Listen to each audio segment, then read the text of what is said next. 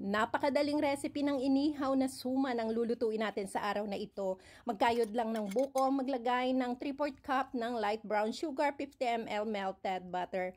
Haluin lang natin ito at maglagay ng 1 cup na glutinous flour at kalahating cup ng tubig, pero mas masarap kung gata ang inyong ilalagay sa reseping ito. Haluin para mag-combine, budburan ng konting asin.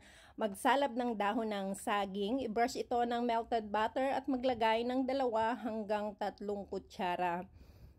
Ibalot ng pahaba at itupi ang magkabilang dulo.